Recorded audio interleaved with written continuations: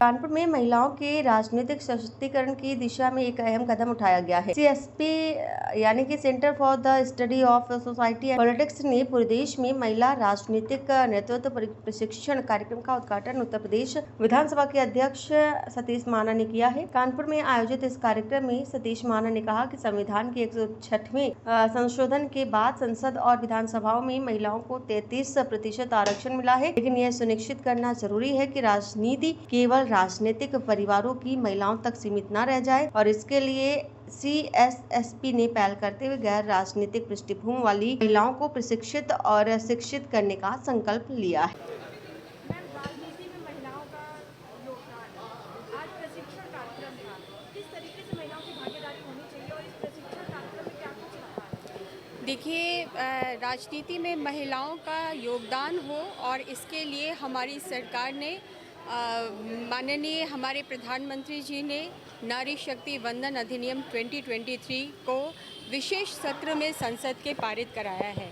ये बहुत ज़रूरी है क्योंकि जो महिलाएं हैं वो आधी आबादी का नेतृत्व करती हैं।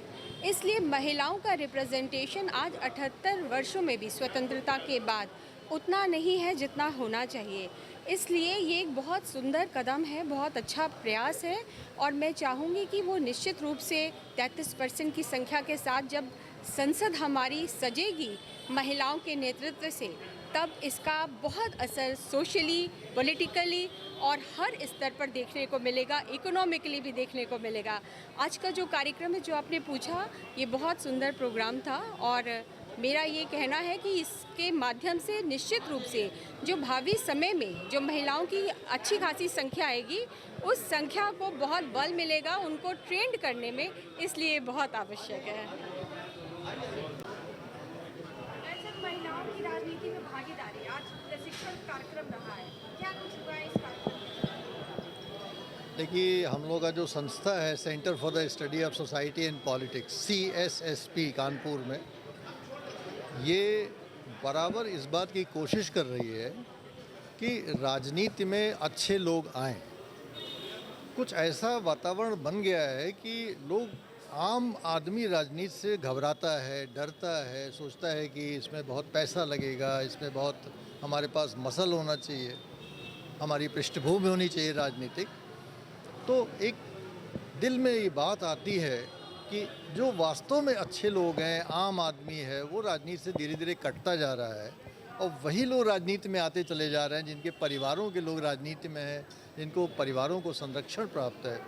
तो हम लोग की भावना ये है कि कानपुर ने हमेशा एक क्रांतिकारी कदम उठाया है हर चीज़ों में। तो हम सब लोगों की ये भावना है कि हम लोग कुछ कानपुर के धरती से ऐसा करें कि यहाँ पे युवा, महिलाएं, अच्छे लोग ये सोचें कि राजनीति कोई ख़राब चीज़ नहीं है। और राजनीति, हमारी समझ ये है कि राजनीति में कॉन्फ्लिक्ट रेजोल्यूशन होता है, अर्थात राजनीति बनाई इसलिए गई कि समाज में समस्याओं का समाधान हो।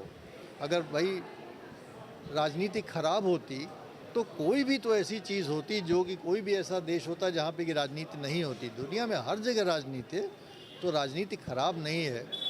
राजनीति का कैरेक्टर न्यूट्रल है। जैसे अगर गंदे नाले से हवा को गुजारिए तो वो बदबू हो जाती है और वही बाग से गुजारिए तो खुशबू हो जाती है।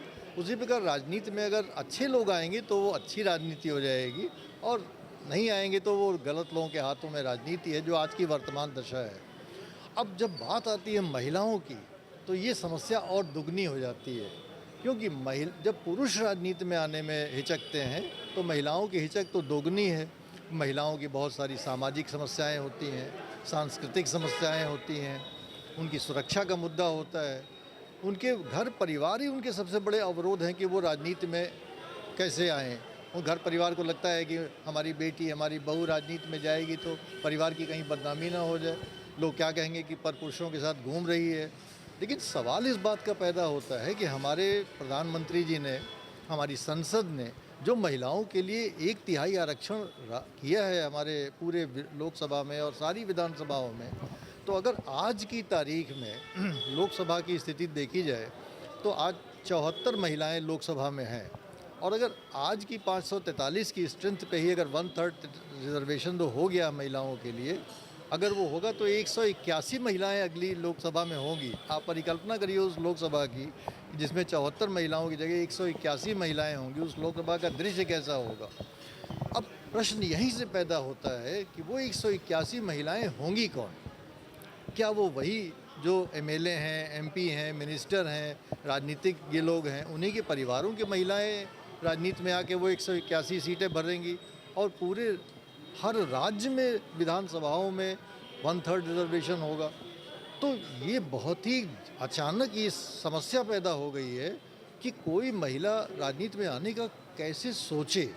तो हम लोगों की जो centre for the study of society and politics है, CSSP, आज का जो हमारा प्रोग्राम रहा है उसमें हमारे मुख्य अतिथि, चूँकि उनको बहुत लंबा अनुभव है, 8 वर्षों से वो 8 बार से लगातार चुने जा रहे हैं, तो हम लोग की ये भावना थी कि उनके माध्यम से इस कार्यक्रम का शुभारंभ किया जाए। और अभी हमारी आगे की चीज़ें बहुत क्लियर नहीं हैं। हम सब लोग मिल के बैठेंगे। कानपुर की धरती बहुत फर्टाइल है, एक से एक ब्रेन्स हैं, इसीलिए हमने कानपुर के तमाम लोगों को इनवाइट किया कि आके हमारा मार्गदर्शन करें कि कैसे इस महिलाओं को उनको प्रेरित किया जाए, उनको शिक्षित किया जाए और उनको प्रशिक्षित किया जाए कि वो राजनीति में कैसे आए, राजनीति का पहला कदम क्या हो, दूसरा कदम क्या हो, तीसरा कदम क्या हो। इसके लिए हमारा ये आज का कार्यक्रम।